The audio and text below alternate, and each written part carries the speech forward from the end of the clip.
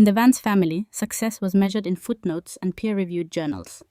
Our home was not a home so much as a library, with a kitchen attached. My mother, Dr. Eleanor Vance, was a tenured professor of Renaissance literature at the university, a woman who spoke in perfectly structured paragraphs and viewed the world as a text to be analyzed.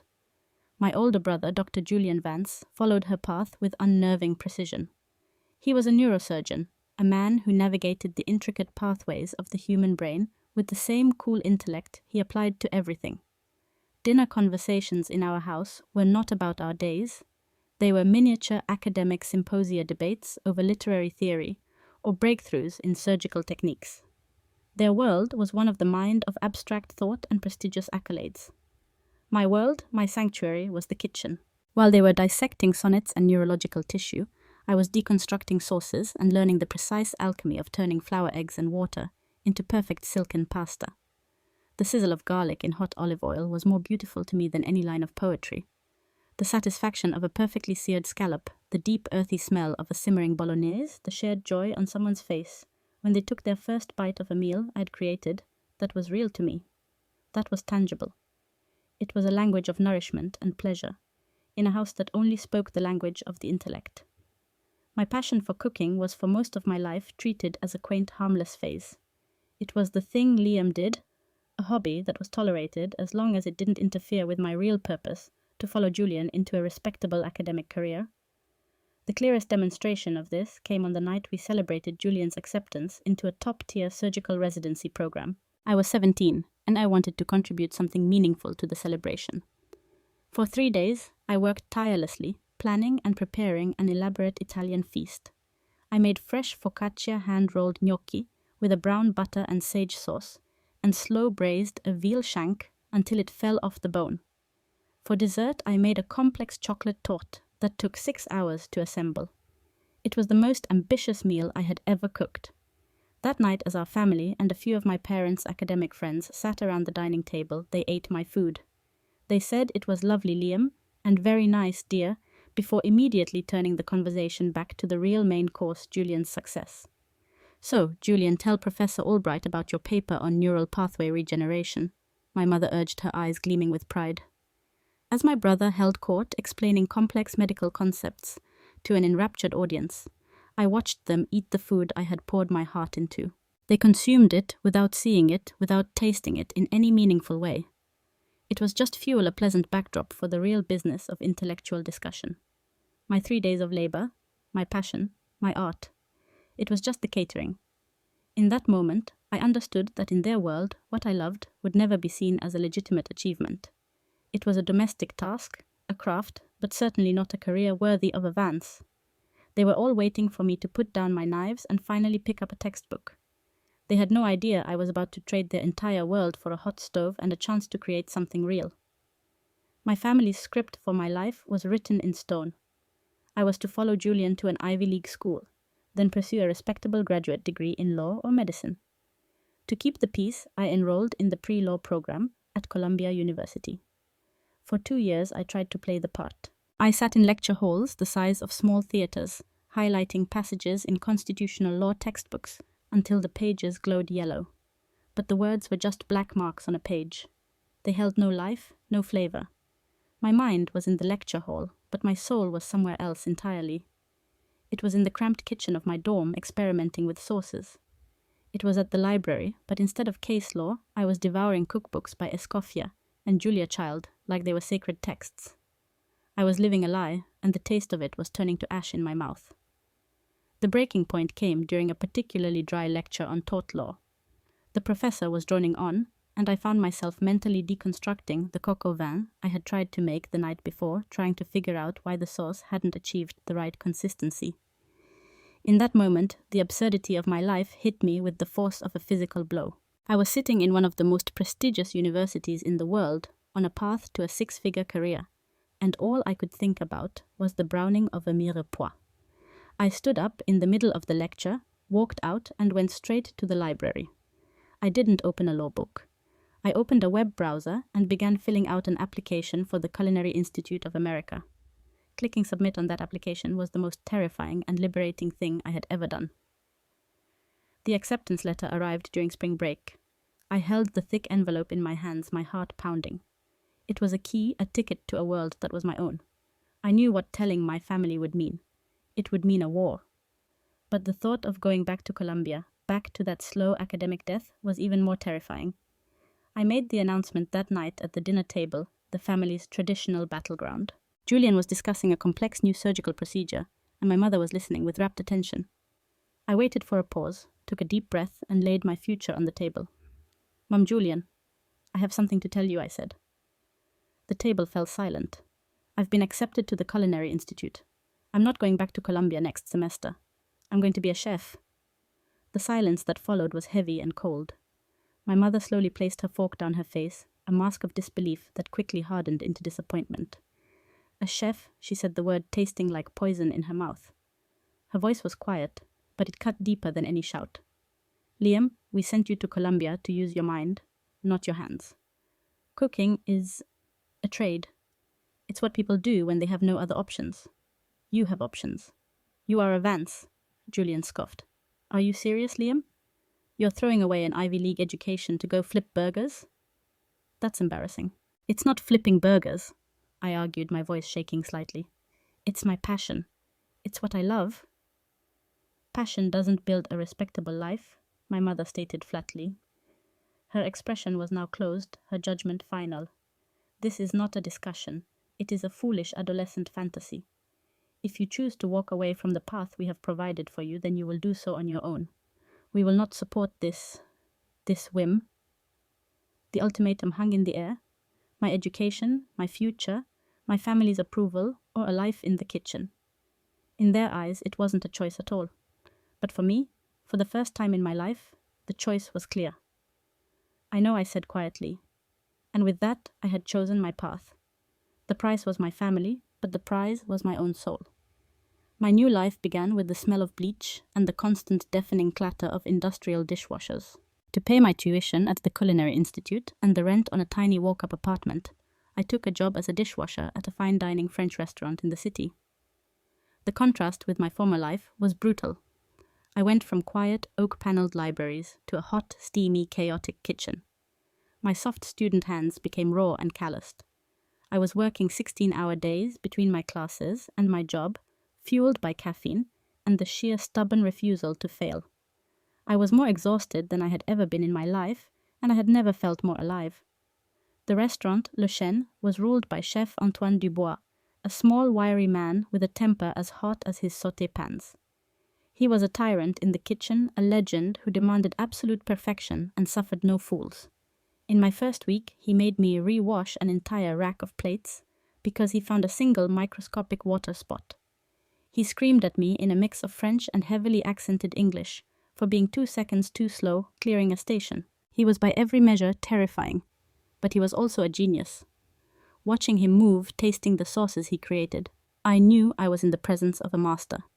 I kept my head down, worked harder than anyone else, and I learned. After a month of washing dishes, Chef Antoine approached me during prep. "I need someone to peel 100 pounds of potatoes," he barked. "You?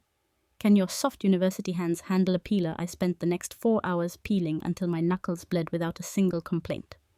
The next day, he had me tournéing carrots, a mind-numbingly precise task. He watched me silently for an hour. At the end of it, he inspected my work, picked up one of my perfectly 7-sided footballs of carrot, and gave a single, almost imperceptible nod. It was more validation than my own family had given me in a decade. I slowly worked my way up from the dish pit to the prep line, then to garde-manger. And finally, after a year of grueling work, to the saucier station, one of the most demanding positions in the kitchen. I was learning the craft from the inside out, not from books, but through fire pressure and repetition. I tried to explain this to my brother during one of our rare, stilted phone calls. "Sounds intense," Julian said, his voice laced with a detached sort of amusement. "Well, just so you know, Mom's telling everyone you're just taking a gap year to find yourself before applying to law school. It saves a lot of awkward questions at her faculty parties." The lie was a punch to the gut. While I was sweating through 80-hour work weeks and dedicating myself to a difficult craft, they were protecting their friends from the embarrassment of my reality. It was in the chaotic world of the kitchen that I met Chloe. She was the restaurant's new sommelier, a woman who moved through the frantic dinner service with an impossible grace. She had a deep encyclopedic knowledge of wine, but she spoke about it with passion, not pretension. We bonded late one night after a brutal Saturday service, sharing a cheap beer while leaning against the dumpsters in the alley.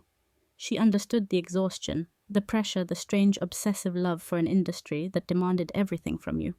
She didn't see a failed academic. She saw a fellow artist. She tasted a sauce I was working on, and her eyes lit up. "There's real depth there, Liam," she'd said. "You have a great palate." She saw me. My life had been forged anew in the crucible of the kitchen. I was broke, I was perpetually tired, and I was estranged from my family. But I had a mentor who respected my skill, a partner who shared my passion, and for the first time, a sense of self-worth that wasn't tied to a university degree or my family name.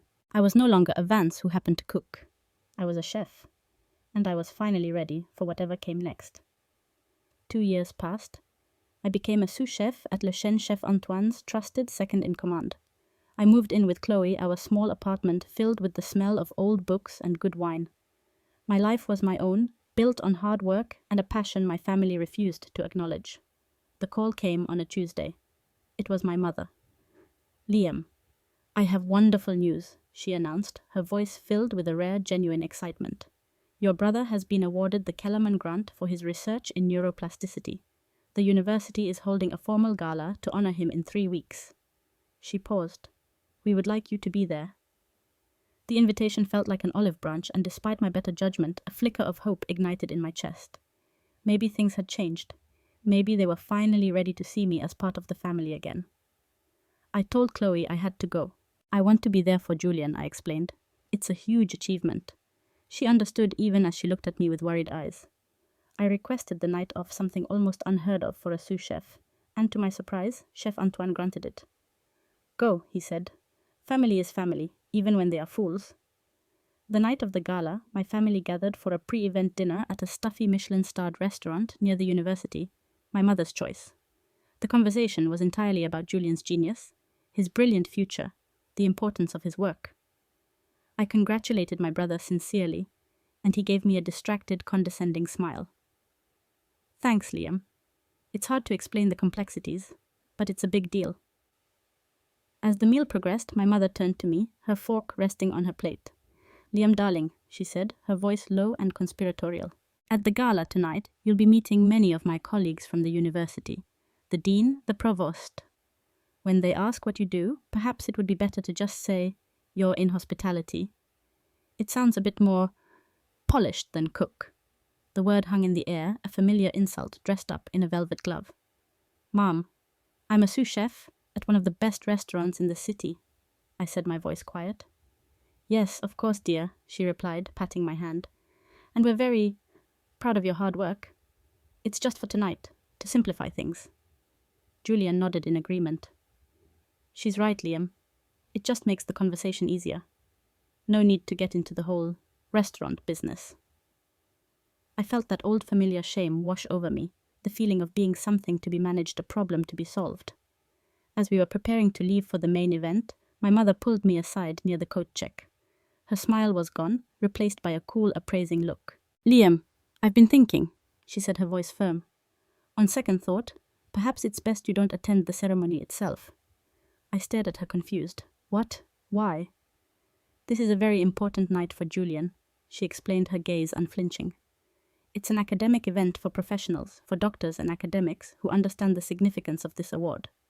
Your presence, well, it would just be confusing for our colleagues. It would raise questions we don't need to answer tonight. It's better this way." There it was, the final unequivocal rejection. I was not just a disappointment. I was an embarrassment, a confusing data point that would disrupt the pristine narrative of her perfect academic family. She was disowning me from their public life. I looked at my mother, at the woman who had taught me to read, and for the first time I didn't see my mom. I saw a stranger, a woman so blinded by her own narrow definition of success that she was willing to shatter her own son's heart to protect her image. The hope I had foolishly allowed to flicker inside me died completely. There was nothing left to fight for. "I understand," I said, my voice devoid of all emotion. I didn't wait for her reply. I walked out of the restaurant and didn't look back. I left them to their world of accolades and prestige. I didn't go home. I went back to the only place that felt like home anymore, the kitchen. I walked into the heat and the chaos of Le Chêne, changed into my chef's whites, and got to work the familiar weight of a knife in my hand, a more profound comfort than my own family had ever been.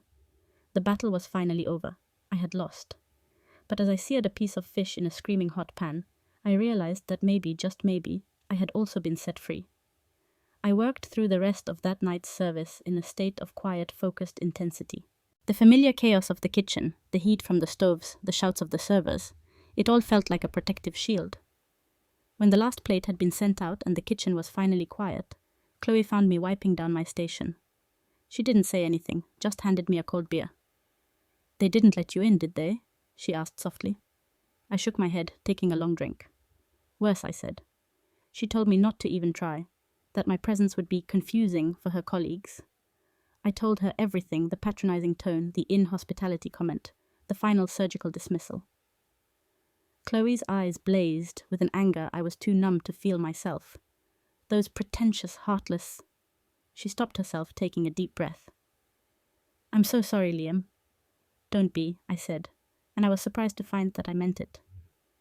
A strange clarity was settling over me, a calm that follows the breaking of a long fever. For years, I've been trying to win a game that was rigged against me. I kept hoping that if I just worked hard enough, if I was just successful enough on their terms, they would finally see me. I looked at her, the truth finally solidifying in my own mind. Tonight, I finally realized they never will. And the crazy part, it's okay, the fight is over. I'm done trying. A new thought, an idea that had been a distant, impossible dream, began to take shape in the silence of the empty kitchen. "I want my own place, Chloe." I said the words coming out before I'd even fully formed them. Not something big or fancy like this. A small place. Something real. A place that's about the food, about warmth, about making people feel welcome. A hearth? Chloe's face broke into a wide, beautiful smile. She didn't hesitate. She didn't ask about the risks or the money. She just said, "Okay, let's do it." Her immediate, unquestioning belief in me was a more powerful validation than any academic degree. We spent the next week running numbers.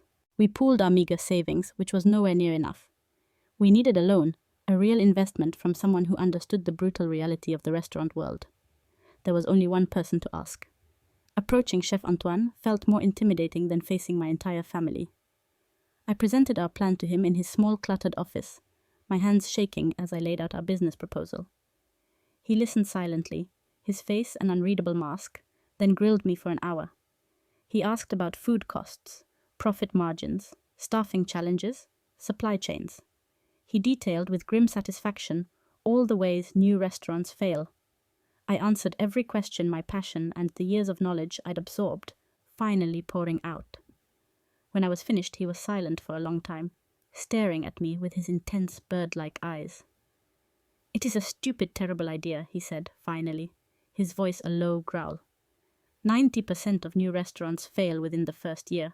You will work yourself to death for nothing. My heart sank, but he continued, a rare thin smile touching his lips. "Your sauce work is good. And you have the fire. A foolish fire, but it is there." He opened a desk drawer, pulled out a checkbook, and wrote a check for an amount that made my eyes widen. "This is a loan," he said, sliding it across the desk. "Not a gift. I expect to be paid back with interest, and I expect a permanent reservation at my own table. Now get out of my office. You are wasting my time." The next 6 months were a blur of controlled chaos. We found a small, forgotten corner spot in a neighborhood that was just starting to gentrify. It was a former laundromat run down and neglected, but the bones were good. We poured every cent of our savings and Chef Antoine's loan into it. We did most of the work ourselves.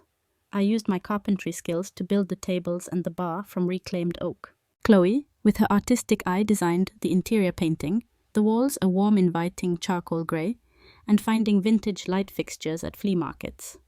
We worked until our bodies ached, fueled by cheap coffee and a shared, desperate dream. We named it Hearth, just as I had imagined.